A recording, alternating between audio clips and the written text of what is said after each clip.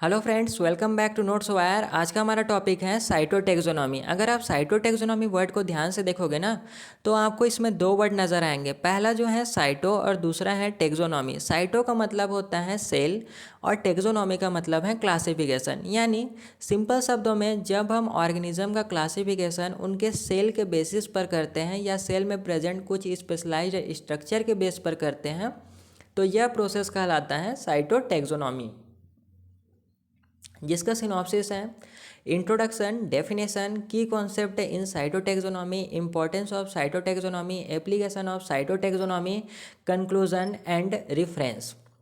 चलिए फर्स्ट हम इंट्रोडक्शन को समझ लेते हैं। साइटोटेक्सोनॉमी टेक्सोनॉमी की एक ब्रांच है जो ऑर्गेनिज्म का क्लासिफिकेशन उनके सेलुलर स्ट्रक्चर के बेसिस पर करता है। खासकर इसमें सेल में प्रेजेंट क्रोमोसोम के स्टडी पर फोकस किया जाता है। क्रोमोसोम जो होता है यह सेल के लिए एक इंस्ट्रक्शन मैनुअल होता है कि सेल को किस प्रकार से फंक्शन परफॉर्म करना है। यह ठीक उसी प्रकार से होता है जैसे आप एक नया डिवाइस लेके आते हैं, उसके साथ आपको एक यूज़र मैनुअल मिलता है जो बताता है कि वो डिवाइस जो है किस प्रकार से काम करेगी। उसी प्रकार से हमारे जो सेल्स हैं उनमें क्रोमोसोम प्रेजेंट होता है जो बताता है कि उस सेल को कौन सा फंक्शन परफॉर्म करना है या किस प्रकार से फंक्शन परफॉर्म करना है। यह अप्रोच इवोल्यूशनरी रिलेशनशिप को समझने के लिए साइटोलॉजिकल डाटा का उपयोग करती हैं। साइटोलॉजिकल डाटा कहने का मतलब ये है सेल से जुड़ी हुई डाटा, जैसे क्रोमोसोम के नंबर्स, स्ट्रक्चर और बिहेवियर। नेक्स्ट है डेफिनेशन। साइटोटेक्सोनॉमी वह फील्ड है जिसमें ऑर्गेनिज्म का क्लासिफिकेशन और आइडेंटिफिकेशन उनके क्रोमोसोम के एनालिसिस के आधार पर किया जाता है। इसमें क्रोमोसोम के संख्या, आकार और उनके अरेंजमेंट का एनालिसिस किया जाता है। नेक्स्ट है की कॉन्सेप्ट इन साइटोटेक्सोनॉमी। साइटोटेक्सोनॉमी एक साइंटिफिक फील्ड है जो ऑर्गेनिज्म का क्लासिफिकेशन और आइडेंटिफिकेशन के लिए क्रोमोसोम के संख्या, संरचना और मार्फोलॉजी का उपयोग करती हैं कि वो जो क्रोमोसोम है किस प्रकार से दिखाई दे रहे हैं, उनकी साइज़ क्या है, शेप क्या है। यह अप्रोच एवोल्यूशनरी रिलेशनशिप और बायोडाइवर्सिटी को समझने में मदद करती हैं कि कौन सा ऑर्गेनिज्म जो है आपस में कनेक्टेड है और कौन से ऑर्गेनिज्म जो है उनका विकास किस प्रकार से हुआ है। इसमें कुछ की कॉन्सेप्ट हैं जिसे जानना हमारे लिए बहुत ही ज़्यादा ज़रूरी है। पहला कॉन्सेप्ट है क्रोमोसोम नंबर, यानी क्रोमोसोम की संख्या। यह हर स्पीसीज़ के लिए एक करेक्टरिस्टिक फीचर होता है, क्योंकि क्रोमोसोम का नंबर जो होता है स्पीसीज़ टू स्पीसीज़ वेरी करता है। अलग अलग स्पीसीज़ में क्रोमोसोम की संख्या जो होती है वो डिफरेंट होती हैं।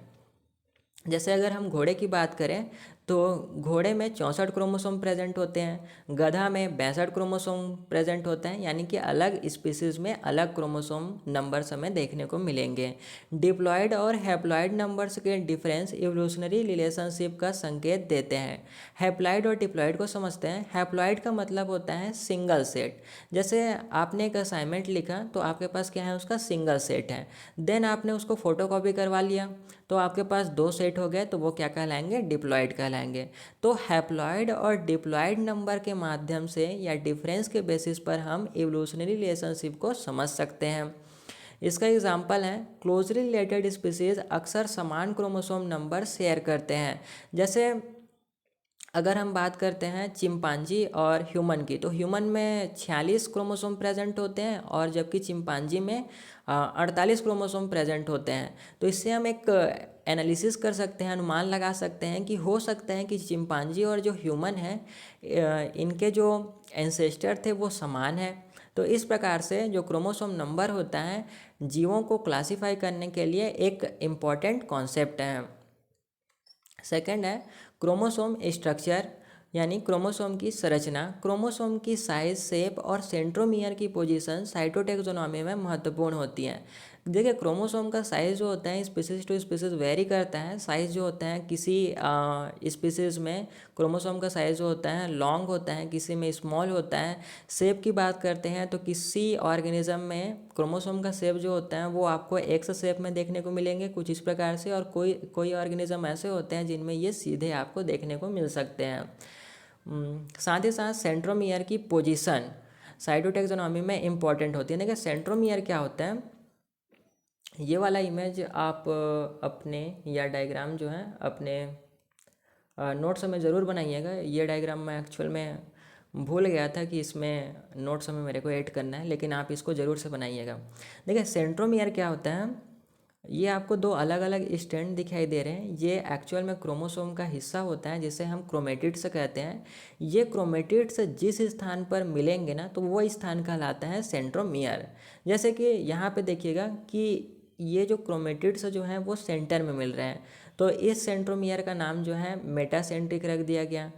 जब सेंटर से थोड़ा सा ऊपर हो जाए तो इस क्रोमोसोम का नाम जो है सब मेटासेंट्रिक हो गया। देन अगर थोड़ा सा और ऊपर हो गया जो सेंट्रोमियर है तो वो कहलाएगा एक्रोसेंट्रिक।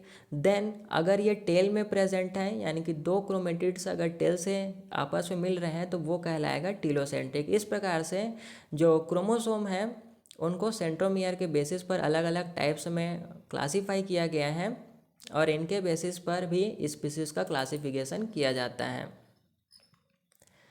क्रोमोसोम बेंडिंग टेक्निक से क्रोमोसोम की स्पेसिफिक रीजन्स की स्टडी की जा सकती है। देखिए क्रोमोसोम बेंडिंग टेक्निक वह प्रोसेस होता है जिसमें हम क्रोमोसोम को क्या करते हैं, स्टेन करते हैं, रंगते हैं, जिससे हम क्रोमोसोम के स्पेसिफिक रीजन को आसानी से स्टडी कर पाते हैं। इसके अलग अलग मेथड होते हैं, जैसे G banding, R banding, Q banding, C banding, ये अलग अलग मेथड हैं बेंडिंग टेक्निक्स के। नेक्स्ट है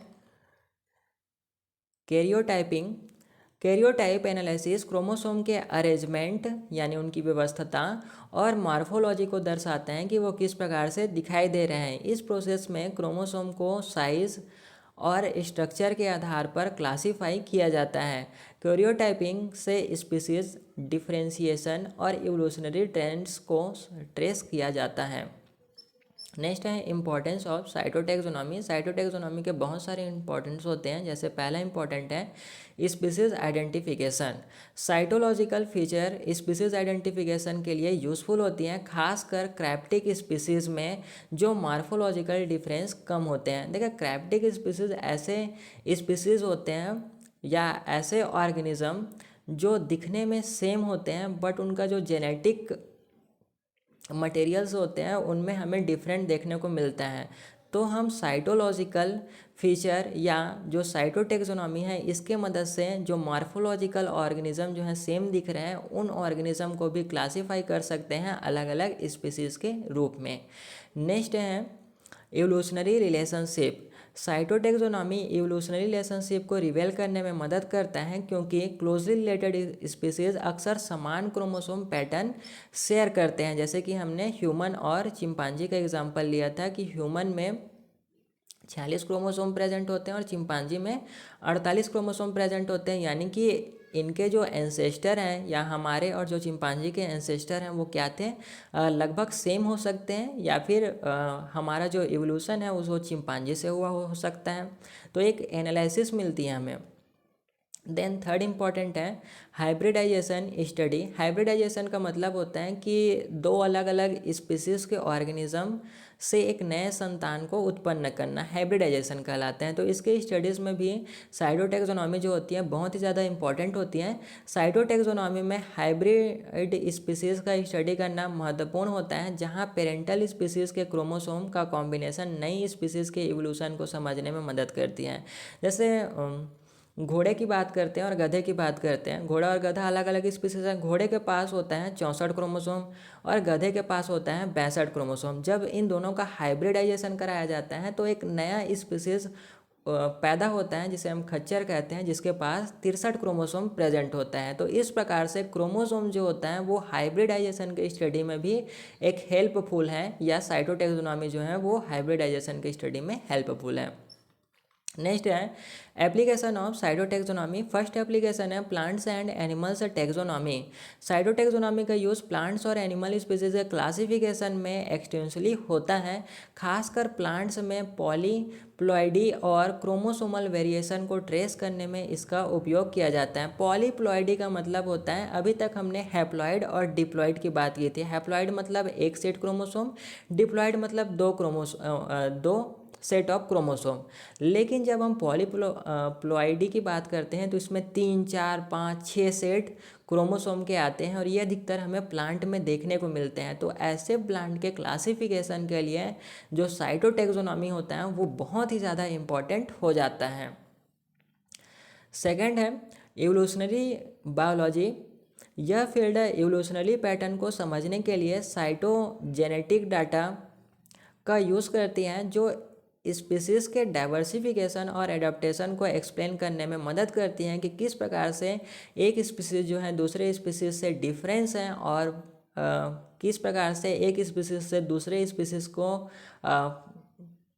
एवोल्यूशन हुआ है और वे एडॉप्टेशन करते हुए हमें देखने को मिलते हैं। नेक्स्ट है कंक्लूजन।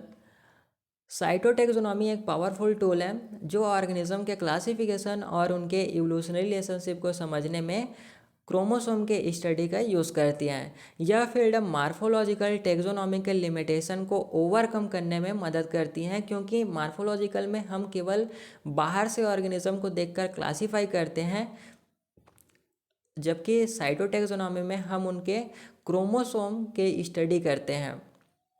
तो इसलिए ये मार्फोलॉजिकल टैक्सोनॉमी के लिमिटेशन को ओवरकम कर देता है और हमें अच्छे तरीके से पता चलता है कि कौन सा ऑर्गेनिज्म जो है उनमें कौन कौन से कैरेक्टर जो हैं वो प्रेजेंट हैं। खासकर क्राइप्टिक स्पीसीज और हाइब्रिड ऑर्गेनिज्म के स्टडी में ये ज़्यादा हेल्पफुल होते हैं। क्रोमोसोमल वेरिएशन और स्ट्रक्चर के डिटेल्ड एनालिसिस से साइटोटैक्सोनॉमी इवोल्यूशनरी बायोलॉजी और सिस्टमेटिक्स के क्षेत्र में इम्पॉर्टेंट रोल निभाता है। नेक्स्ट है reference principle of animal taxonomy by G Simpson, theory and practice of animal taxonomy by V C Kapoor. Thank you for watching.